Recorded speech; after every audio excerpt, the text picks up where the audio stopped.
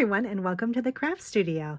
I thought I'd just stop in today and do a quick video on just what's been going on in the craft room for the summertime, what some of my plans are for the shop and for the upcoming fall, and just kind of show you some projects I've been kind of having some fun with.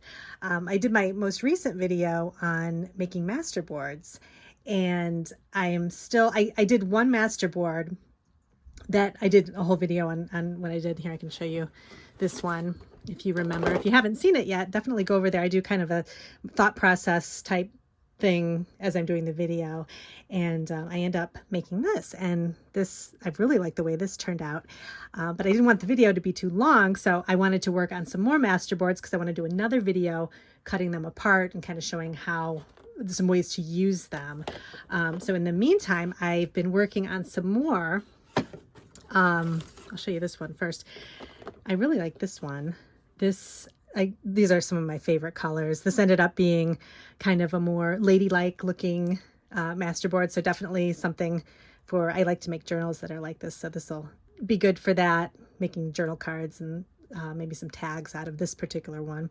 And then this one I've been working on for a while. I actually was doing some work on it today. I finally finished the main layer of it, so kind of like the like right in the background layer, and I'm going to put some more stuff on top of it. But this one was giving me such a hard time, but I had an idea in my head of what I wanted to use these colors because I really like this sort of 60s 70s look, kind of like mod kitchen, and I figured I could use this for fall journals because of the colors, and you know, since I'm going to be making some journals coming up that are kind of fall themed. So thought it'd be good to have something that I could use.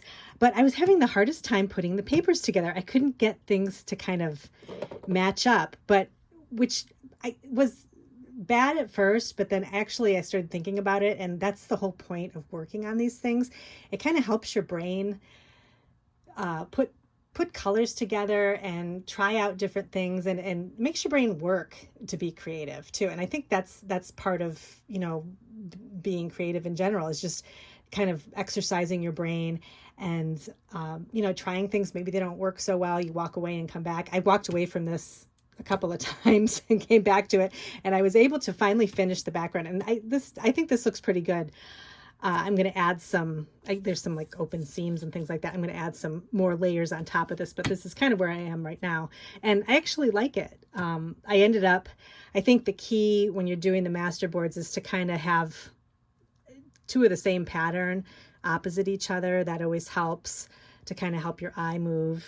And then also have some resting space too. So I've got, you know, some more neutral looking items, and then I've got some busy items. I kind of made I had this sheet of paper here, this little piece from my scrap bin, and I thought I'd kind of make a masterboard around this, but it ended up kind of I was getting caught up in trying to make everything match, but I think it ended up looking okay. So I'm going to continue with this, and I'll show you in my next video, or the next video I make with the masterboards, how it turns out. But this is the desk. This is what it looks like when I'm working.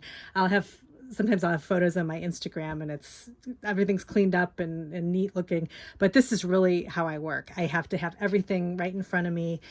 I've got, you know, things that I may not even use right next to me. It kind of ends up becoming this, but this is how I work when I'm like really in the middle of doing something. So I've got everything all over my desk. I've got my scrap bin. I'm excited. I've really, with the masterboards, I've kind of worked through a lot of these papers. So I've got a lot of the ones that are left I'm going to use in journals because the sheets are big enough, but I've got plenty of, I've gone through a lot of it. So I'm excited about that. So that's everything over on here. I've been pretty busy. I've been having fun doing this for the last, you know, couple of weeks, just kind of working on this stuff. But with fall coming, I am starting to think about making some fall journals. Those have been my most popular thing, I think, in my shop. I think everybody likes fall and the kind of the feeling of fall, and you always want to have a journal maybe to write in or write your memories in. And so I've been pulling together some cooking recipe booklets to kind of see what I'm going to use for fall. I kind of keep them in here in this little shelf. And I've been kind of, basically I'm going to use kind of the ones that have the most fall colors. This one I think is good with the pies on it. I think this will make a really good fall journal. Let's see. I think there was one other one. Oh, this one. I think I made one with this before, this pie parade one. So I think I might do this one again. Either it's between this one or the fun with coffee. I kind of like this one because it doesn't have the holes in it. Because I'm not sure how I would cover up those holes, but I could probably put some seam, like some ribbon or something to cover it up. But I'm thinking I really like this one because this is in really good condition, and I love the coffee, and the browns and everything are very kind of fall themed. Even that teapot, I'm not sure what that design is on it, but it kind of seems like a fall type thing. So I might do these two for fall, and then I'm gonna have some fall ephemera kits too, because I know people like those.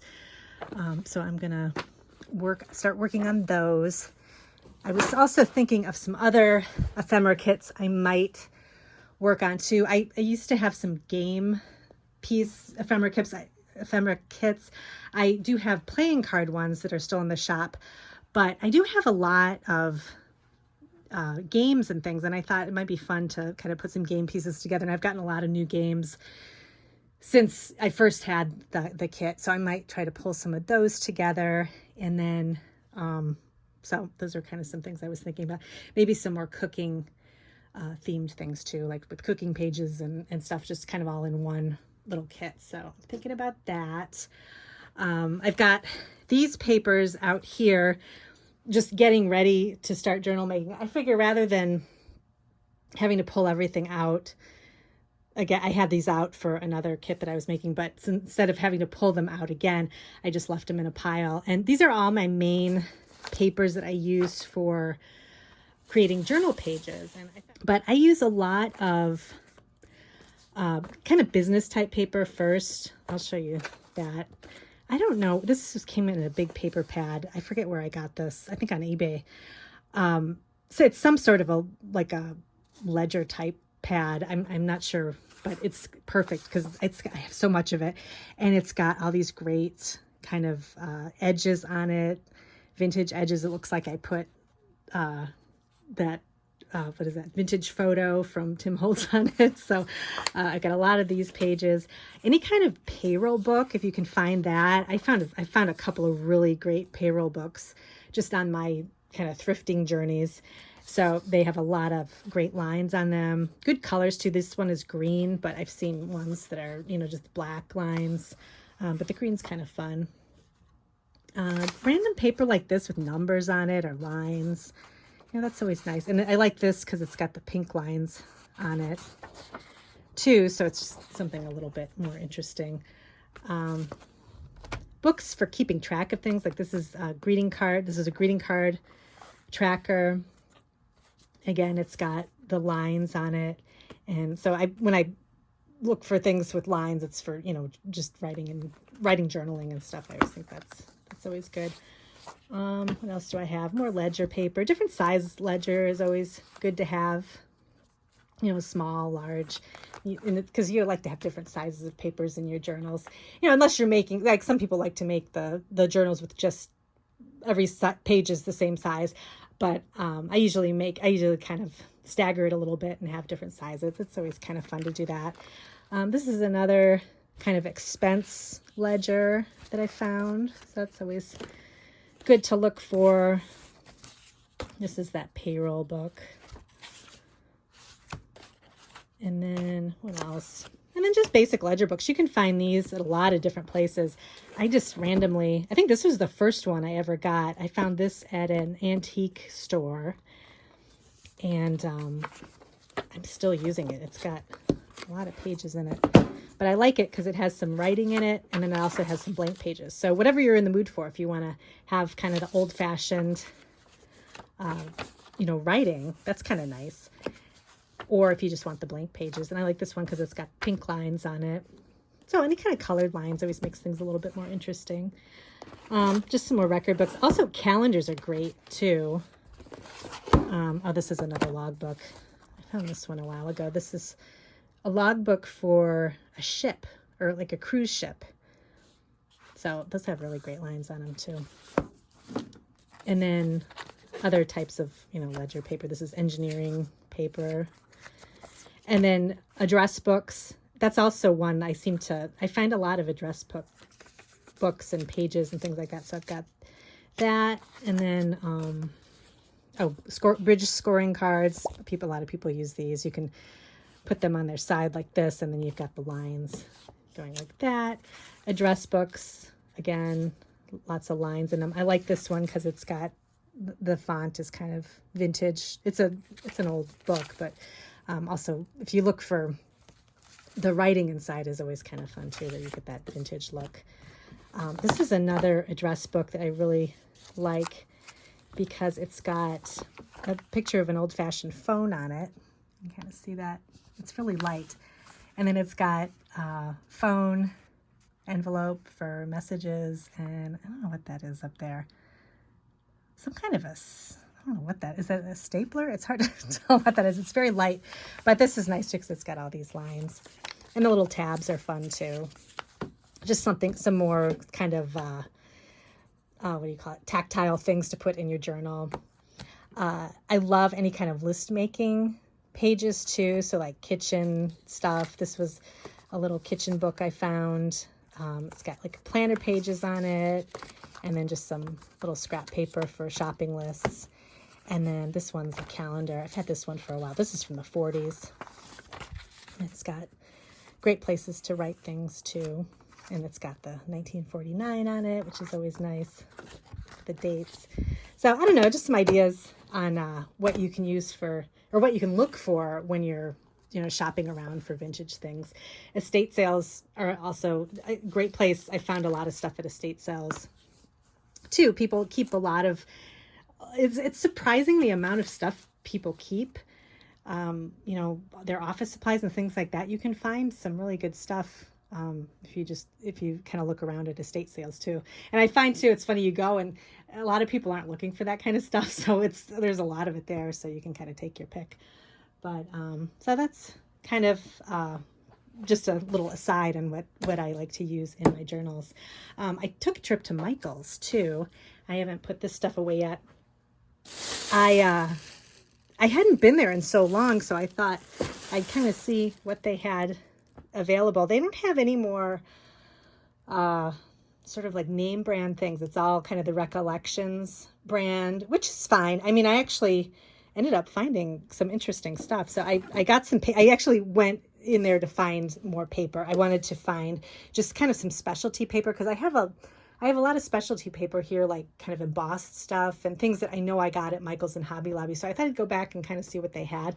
And I ended up finding some, a few good sheets of paper. It was actually kind of picked over, so it was good paper. So I can see why. But I found this sheet. This is kind of a thin sheet of paper. I like papers that actually have texture on them. So like burlap paper and that kind of thing. But I also like the look of the burlap. So this is an actual just sheet of paper, but it looks like kind of a basket weave type look, and it gives the look of texture without the bulk, and that's what I really like. So I found they only had one sheet of this, so I grabbed this, but I like it because it's thin. It's white on the other side, so you can do writing or decorating or whatever. So I'm definitely going to use this for a journaling page. And then I love printed vellum. I've talked about this many times. I have a whole little basket of printed vellum, and so I got a few sheets just to add to my collection. They had just one sheet of this, which they have a bunch of this online. I might go online and get some more, but this is just a pretty kind of floral toile pattern, but I love the blue and white. And it's a nice thickness. It's not super thin, but it's not super thick, but it's good, kind of sturdy. And then I got a couple of these that just have writing on them. Again, these are kind of, these are good for journals just because you can't really read the writing, but it's just got the, the writing look, and it kind of gives like a look of texture and interest. something different than just a pattern page. And the writing, you know, kind of goes with the whole journal idea. And so I got 2 sheets of those. So I may go online and kind of check out if they have any more of these things. And then I was just kind of looking at stamps, and they had some good, they had a couple of journaling type stamps. I ended up just getting this one, which I love. It's just a huge set of lines, kind of from a notebook paper. But, you know, a lot of times you might have a piece of paper that doesn't have lines on it, but you want to add lines, and this is the perfect way to do it. I would recommend, I'm trying to think, if you don't have a MISTI or one of those kind of stamp positioners, you could use it on its own. It's a little thin if you don't want perfect lines, which a lot of times people don't. In the journal, you want it to kind of look more free-flowing. You could just put the paper on top and kind of, you put the ink on top of the stamp, put the paper face down and kind of smush it around, and you'll get the lines that way. But I always recommend a MISTI or something like that, that you can use for a big stamp like this. I can put a couple of, I think I have some videos on the MISTI if you're not familiar with it, but I find that's been the best stamp positioner. That's my favorite. I actually have a couple of different ones, but I always go back to the MISTI when I'm doing stamping, say for cards or something like that. It's just, it works. It has the best kind of hinge and the best way of stamping. I find that one to be one of my favorites. Another, like I think coming in second would be the Altenew stamp wheel. That's a really good one too. That gives you a little more surface area. And there's a couple of other things I liked about it too. I did a video on that and the MISTI, so I'll link those below, and you can take a look if you want to invest in something like that. It's definitely worth it because they last. I mean, they don't break down. They last a while. And I actually have 2 MISTIs because when I was making a lot of cards, I would have sentiments on one and images on another, and so I could work quickly. It was helpful to have 2. So I picked up this stamp. I'm trying to think if I didn't get any other stamps. No, those are tools. I found this embossing folder. I can't resist a kind of 60s looking pattern, or looks like a 60s floor pattern. This came with 2. So it's got this one, and then this kind of bunch of circles. So it's kind of a mod look. So I really like that. I figure I could use this to maybe emboss a piece of paper or a piece of cardstock to make a pocket. Maybe decorate the pocket, but then it's got the embossed part on it, which will make it kind of interesting. So I was just kind of thinking of different ways to use it in that way. I found this set of tag cutting dies. I'm going to open this because I actually haven't had a chance to open it yet. It's 2 different shapes in here, and the one shape was interesting. I actually don't have a tag that are these shapes. I have a lot of tag dies, but I use them a lot. Oh, this actually isn't a tag. Oh, there's 3 in here. Oh, I didn't even notice this. Oh, there's a couple of different things. Okay, so we've got, oh, this one is nice. This is actually not a tag. It's a frame. So that would be really good for journals, to kind of have like a resting place for journaling or photo or something like that. So there's different sizes of that. And then this one, I did notice this when I picked it up. I was thinking this would be a good thing to make out of it. Maybe I could even cut one of my master boards up using this. And it's got the kind of arrow on the bottom. You could stick it into a pocket like that and pull it out. Make a little tab on the top, or like a little handle to grab onto it. So that would be good for that. And then these tags here, I really like the shape of these. I like how big they are too. So those would be fun to kind of work with the master boards with these too. So I didn't realize there were 3 different ones in here. So got those. And then I was kind of looking at their tools.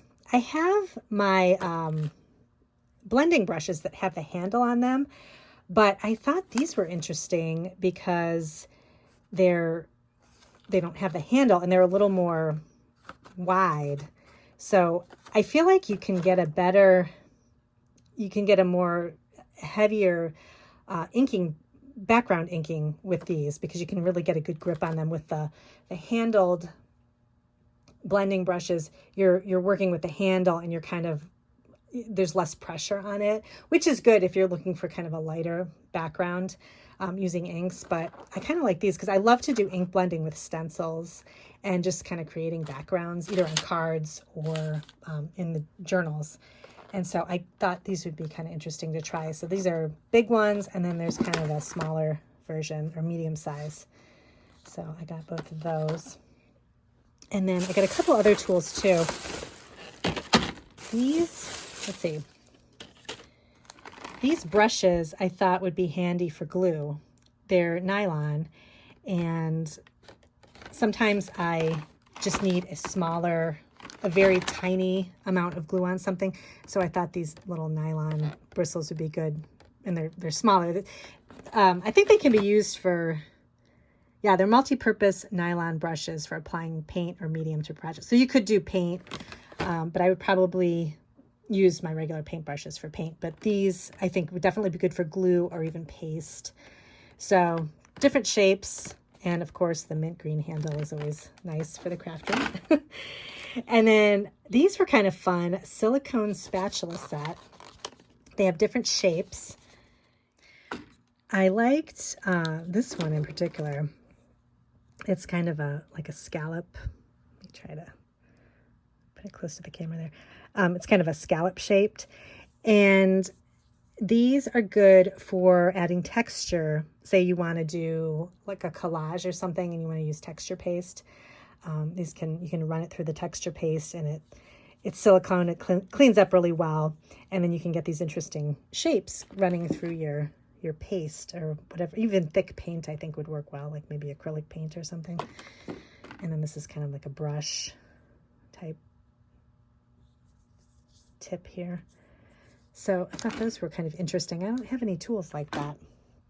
And then let's see. Oh, one more thing I found was this journal. Like, I need another journal, but I couldn't resist the cane pattern and then the blue, which is my favorite color of blue, kind of that French blue.